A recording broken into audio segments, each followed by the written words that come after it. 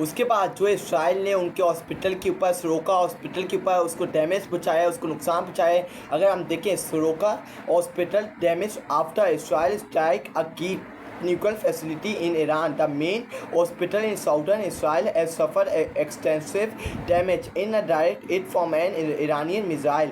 This morning, officials said Soroka Medical Center in Bir Sheba has requested patients not to come for treatment following the attack that left several people wounded. ये जो Iran ने उनके hospital के ऊपर हमला किए, तबाही की है, बर्बादी की है, इसराइल हकाम ने अपने पेशेंट को कहा है कि आपने इस हॉस्पिटल का दौरा नहीं करना। साउदर्न एरिया के अंदर इसराइल का ये सरोका हॉस्पिटल डैमेज किया, ईरान के मिसाइलों ने तबाह कर दिया, बर्बाद कर दिया। ये थी ईरान की पावर। तुम लोगों ने गलत पंगा लिया। ईरान ने कहा था कि हम इसराइल का नाम और निशान मिटा के सुकून का सांस लेंगे, और अल्लाह का करम है कि ईरान इस मिशन के ऊपर कामयाब होता जा रहा है। दिन ब दिन इसराइल के अंदर आग लगाता जा रहा है और तबाही और बर्बादी मचाता जा रहा है, और मुसलमानों के दिल खुश करता जा रहा है। और इंशाल्लाह सारे मुसलमानों की दुआएं अपने फ़लस्तीनी मुसलमान, अपने ईरानी फ़लस्तीनी गज़ा मुसलमान बहन भाइयों के साथ है, जो अक्रॉस द वर्ल्ड जितने भी मुसलमान रहते हैं, सारे मुसलमानों की दुआएं ईरान फ़लस्तीन गज़ा के साथ है, और इंशाल्लाह ईरान कामयाब होगा अपने मिशन के ऊपर। उसके बाद बंगर में छुपे रहें या इसराइल छोड़ दें। ईरान की इसराइलियों को वार्निंग। ईरान की अकाम ने इसराइलियों को दोबारा वार्निंग जारी की कि या तो अपने मुल्क को खैरबाद करके कहीं और से मुकाम के किसी और मुल्क मुंतकिल हो जाएं, या बंकर में छुपे रहें, क्योंकि हम इसराइल की तबाही और बर्बादी करने जा रहे हैं। जो ईरान ने आज हमला किया है उनकी स्टॉक मार्केट के ऊपर, उनके हॉस्पिटल के ऊपर, उसके बाद उन्होंने दोबारा इसराइलियों को पैगाम भेजा कि बंकर में छुपे रहें या इसराइल छोड़ दें और कहीं और मुंतकिल हो जाएं मुकाम के ऊपर, क्योंकि हम इसराइल को तबाह और बर्बाद करने जा रहे हैं। ये ईरान हकाम ने इसराइली शहरियों को पैगाम भेज दिया है। इसराइली फ़िज़ा ईरान के मिसाइलों और ड्रोन्स के लिए खुली है। पाकिस्तान इनकलाब ने बात की कि इसराइली फ़िज़ा ईरान के मिसाइलों और ड्रोन के लिए खुली है। उसके बाद इसराइली हकाम ने इसराइली शहरियों को कहा है कि बंकर के अंदर छुपे रहें या इसराइल को छोड़ के कहीं और मुंतकिल हो जाएं, क्योंकि हम इसराइल को तबाह और बर्बाद करने जा रहे हैं। जो आज ईरान ने इसराइल के ऊपर हमला किया है, मुंह तो जवाब दिया है इसराइल को, उनकी स्टॉक मार्केट के ऊपर सरप्राइज हमला किया है। उसके बाद उनके हॉस्पिटल के ऊपर, सरोका हॉस्पिटल के ऊपर जो साउदर्न इसराइल के अंदर है, उसके अंदर हमला करके उसकी तबाही और बर्बादी मचाई है। उसके बाद उनके ऊपर मिसाइल गिराए हैं, बमबारी की है, बिल्डिंग्स को नुकसान पहुँचाए, गाड़ियों को नुकसान पहुँचाया है। उसके बाद ईरान हकाम ने इसराइली शहरियों को फिर वार्निंग जारी की है। पहले भी वार्निंग 2-3 दिन पहले जारी की थी कि अपना मुल्क छोड़ के कहीं और मुंतकिल हो जाएँ, और अब दोबारा वार्निंग जारी की है कि बंकर के अंदर चले जाएं और वहाँ जाके छुप जाएं और अपने लिए दुआएं मांगें, मग़फ़िरत के लिए दुआएं मांगें, या तो अपने मुल्क को छोड़ के कहीं और चले जाएं। ये ईरान खेल रहा है, ईरान मुकाबला कर रहा है। ईरान ने कहा था हम इसराइल का नाम और निशान मिटा के दिखाएंगे, और ईरान अपने मिशन के ऊपर लगा हुआ है। बंगर में छुपे रहें या इसराइल छोड़ दें, एलान शुरू ईरान की तरफ से। उसके बाद टेल अबीब की स्टॉक मार्केट में 3% कमी। ईरान के मिसाइल हमलों के बाद इसराइल को अब $475 बिलियन के बड़े नुकसान का सामना हुआ है। ये आप देख सकते हैं, ये जो इनकी स्टॉक मार्केट को नुकसान पहुंचा है, पूरी जगह तबाही और बर्बादी, ये अल्लाह का अजाब है, ये अल्लाह की कहर है इनके ऊपर। जो अल्लाह ताला इनके ऊपर तबाही और बर्बादी का तबाह और बर्बाद कर रहा है इनके मुल्क को। ये ईरान की तरफ से सरप्राइज आया था, ईरान की तरफ से इसराइल के लिए उनकी स्टॉक मार्केट को निशाना बनाया गया, तबाह और बर्बाद कर दिया गया है।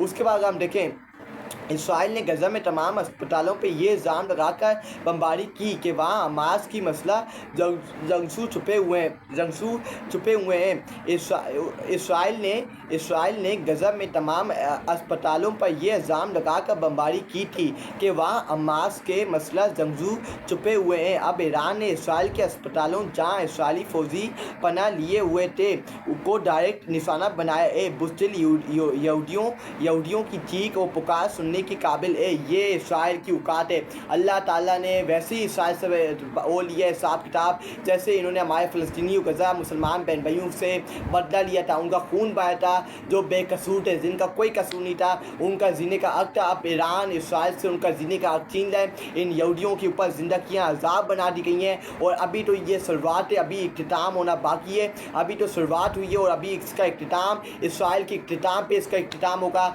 वरना इसका इख्तिताम ऐसे नहीं होगा होगा, इसराइल पूरा तबाह और बर्बाद होगा। इसराइली अवाम ज़ेर ज़मीन बंकर में मशहूर, लोग समंदर के रास्ते फरार होने पर मजबूर। ईरान ने इसराइल का नाकाबिले शिकस्त का परम पास कर दिया है। ये इसराइल की अवाम के साथ ईरान ने बड़ा आला गेम डाला है कि इसराइली अवाम को बंकर के अंदर मजबूर कर दिया, मशहूर कर दिए कि जाके बंकर के अंदर निकल जाओ, अगर बाहर निकलोगे तो तुम भी इसराइल के साथ उड़ो के, तबाह होके, बर्बाद होके। और जो इसराइली हैं वो समंदर के रास्ते फरार होने की भरपूर कोशिश कर रहे हैं कि किसी तरह हम इसराइल से निकलें। यहूदी किसी तरह कोशिश कर रहे हैं कि हम समंदर के रास्ते इसराइल से निकलें और अपनी जान बचा के निकलें और किसी और मुंतकिल हो जाए जब तक मामला सेटल नहीं होते और मामला सीज़ फायर की तरफ नहीं जाते। उसके बाद हम देखें डोनाल्ड ट्रम्प ने क्या कहा, we are not looking for a ceasefire, we are looking for a total victory, meaning no nuclear weapon for Iran. ये डोनाल्ड ट्रम्प ने बात की है कि हम सीज फायर की तरफ नहीं देख रहे, हम मुस्कुराहट डायलॉग की तरफ नहीं देख रहे, हम मुकम्मल तौर पे सिलेंडर झुकने की बात कर रहे हैं और मुकम्मल तौर की विक्ट्री के ऊपर बात कर रहे हैं, making no nuclear weapon for Iran. ये डोनाल्ड ट्रम्प ने कहा है कि हम न्यूक्लियर वेपन के ऊपर बात कर रहे हैं। डोनाल्ड ट्रम्प ने क्या बात की है, we are not looking for a ceasefire, we are looking for a total victory, meaning no nuclear weapon for Iran. ये डोनाल्ड ट्रम्प बात कर रहे हैं कि हम सीज फायर की बातचीत के ऊपर नहीं देख रहे, हम सीज फायर से बातचीत नहीं कर रहे, हम सीज फायर की तरफ नहीं जा रहे, हम सीधी विक्ट्री की तरफ, टोटल विक्ट्री की तरफ देख रहे हैं। ये डोनाल्ड ट्रम्प बात कर रहे हैं, meaning no nuclear weapon for Iran.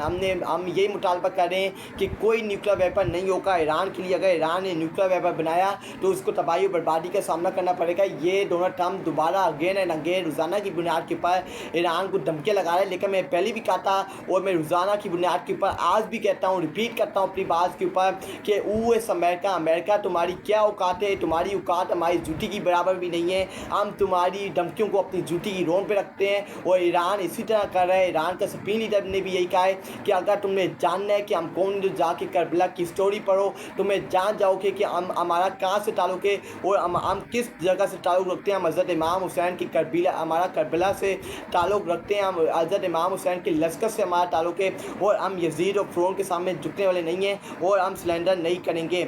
उसके बाद हम देखें ट्रम्प और हाफिज़ की सारी मुलाकात का मोड़ मरकज़ ट्रम्प का सिर्फ एक जुमला था कि आसिम मुनीर ने ईरान के मामले पर मेरे से इत्तेफाक किया है। मतलब आसिम मुनीर इत्तेफाक करता है कि इसराइल सही जबकि ईरान गलत है, ईरान को एटमी हथियार रखने का कोई हक नहीं है। ये ट्रम्प ने आसिम मुनीर से 2 घंटे मुलाकात करने के बाद, खाना पीना खाने के बाद ये बात साफियों का है कि ट्रम्प मेरी आसिम मुनीर जो पाकिस्तान का field marshal Syed Asim Munir army chief है, वो मेरी बात से इत्तेफाक करते हैं। उन्होंने मान लिया है कि जो इसराइल के पास, वो ईरान के पास जो हथियार है न्यूक्लियर वेपन, वो डिस्टर्ब नहीं करते, वो इसके ऊपर यकीनदानी नहीं करते और वो मेरे नज़रिए के साथ खड़े हैं। ये डोनाल्ड ट्रम्प ने साफियों को बताया कि आसिम मुनीर मेरे नज़रिए के साथ खड़े हैं। उसके बाद हम देखें ट्रम्प और हाफिज़ की सारी मुलाकात का मोड़ मरकज़ ट्रम्प का सिर्फ एक जुमला था कि आसिम मुनीर ने ईरान के मामले पर मेरे से इत्तेफाक किया है। मतलब आसिम मुनीर इत्तेफाक करता है कि इसराइल सही जबकि ईरान गलत है,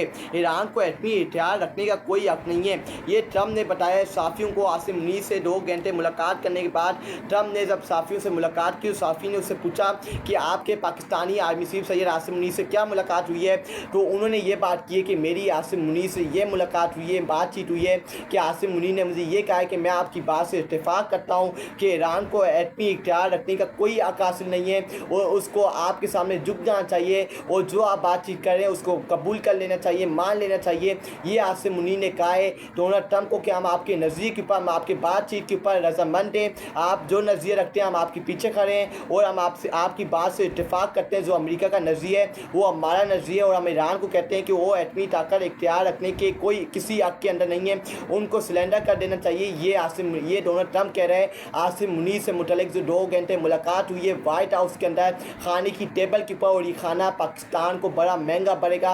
ये मेरी बात आप लिख के ले लें। ये खाना जो डोनाल्ड ट्रम्प के साथ आसिम मुनीर ने खाया है, पाकिस्तान के field marshal army chief Syed Asim Munir ने जो 2 घंटे मुलाकात की है डोनाल्ड ट्रम्प से, इसके अंदर अगर पाकिस्तान को बेच दिया गया या पाकिस्तान का सौदा कर लिया गया है या ईरान या मुसलमान बहन भाइयों का सौदा कर लिया गया है, तो मेरी बात आप लिख के ले लें। ये खाना पाकिस्तान के लिए बड़ा महंगा पड़ेगा और अगला सारा मरबा पाकिस्तान के ऊपर आगे गिरेगा, तबाही बर्बादी का सारा सिलसिला पाकिस्तान के ऊपर आगे गिरेगा। अगर ये पाकिस्तान की जिला से करवाइए, अगर पाकिस्तान का सौदा वहाँ करके आ गया एक बंद कमरे के अंदर अगर आर्मी डोनाल्ड ट्रंप से रजामंदी इज़हार कर लिए कि हम आपका साथ देंगे, अगर आप जंग के अंदर मुदाखलत करेंगे तो ये पाकिस्तान के लिए सबसे बड़ा नुकसानदेह लम्हा होगा। ये वेरिफिकेशन करनी चाहिए पाकिस्तान के आर्मी चीफ सैयद आसिम मुनीर को आप कि क्या डोनाल्ड ट्रंप सही कह रहे हैं कि आपने इत्तेफाक किया इस बात के ऊपर कि ईरान के पास जोरी इख्तियार नहीं होना चाहिए, ईरान के पास न्यूक्लियर वेपन नहीं होने चाहिए। आसिम मुनीर या उनके तर्जुमान को इसकी वेरिफिकेशन देनी चाहिए, क्योंकि डोनाल्ड ट्रंप ये बात कर रहे हैं, उस तरफ वो अंडिया दे रहे हैं कि आसिम मुनीर ने मेरी बात से इत्तेफाक किए कि ईरान के पास जोरी प्रोग्राम न्यूक्लियर वेपन नहीं होने चाहिए। अगर आसिम मुनीर इसको रिजेक्ट करता है तो सामने आए और वेरिफिकेशन दे, अगर इसके ऊपर इत्तेफाक करता है तो ये पाकिस्तान के लिए बहुत बड़ा नुकसानदेह लम्हा है। और आसिम मुनीर बंद कमरे के अंदर डोनाल्ड ट्रंप के सामने ये इत्तेफाक करके आ गए हैं कि हम अपने मुसलमान बहन भाइयों का सौदा करने जा रहे हो, अगर आपने ईरान की जंग के अंदर मुदाखलत किया तो हम अमेरिका और इसराइल का साथ देंगे, अपने बरादर और मुस्लिम बरादर ईरान का साथ ही देंगे। अगर ये बात हकीकत साबित होती है तो ये पाकिस्तान के लिए बहुत बड़ा नुकसानदेह लम्हा होगा।